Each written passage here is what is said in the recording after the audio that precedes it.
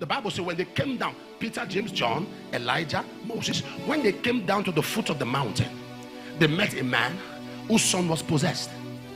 Yes, because after every encounter there will be trials. Yes, to prove the authenticity of your encounter. I wish I'm talking to somebody right now.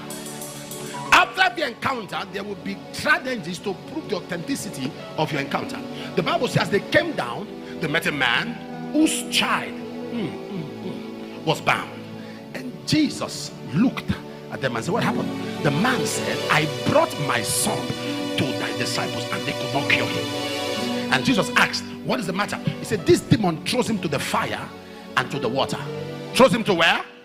The fire and the water. That was why Jesus took the disciples up the mountain. Who is the custodian of the fire?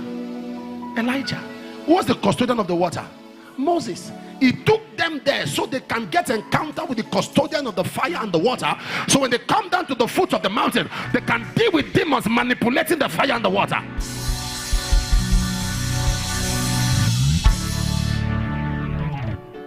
And he said to them, he said, I know. He said, but listen to this.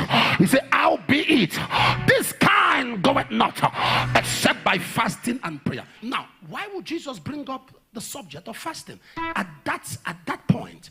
Why would he bring up the subject of fasting? Because I don't see the semblance, the correlation.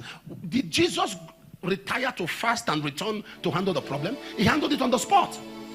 He didn't go back to fast and pray and return to handle the problem. Now he was prescribing fasting and prayer as a factor for confronting this challenge. Why would he bring that up? He was trying to tell you that there are matters you handle prepared. Live a fasting life prepared. You don't understand something, sir. There's a dimension of grace you cannot encounter if you are not a fasting machine. Yes. You see, constant fruitfulness destroys fruitfulness. Constant food. If you are too foodful, you can't be fruitful. There are people that are too foodful to be fruitful. They came back and said, no, we are looking for a generation of people that will say, until I see it happen, I will not give up. What God has said about me must come to pass. I need the tangibility of the prophetic words that God has spoken over my life. Now, are you following what I'm talking about? The tangibility of what God has said over my life. Some of you don't know, listen, some of you don't know that the battles you are going through now is God's intention to lead you to a greater good. Hold on. Are you aware? It was through the process of the missing ass that Saul found his throne. So Saul actually left the house thinking he was looking for a missing ass.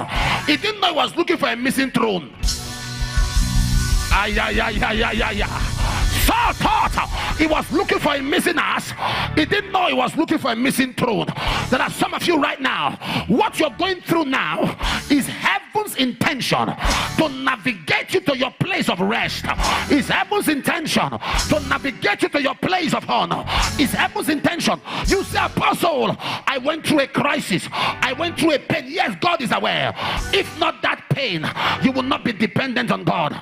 If not that pain, you will not look up to the hills whence cometh your help. If not that pain, you will not surrender to the Lord.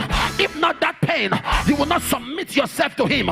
If not that pain, you will not go into your secret place. If not that pain, you will not be surrendered to him. If not that pain, you will not align in intimacy. Am I talking to somebody here?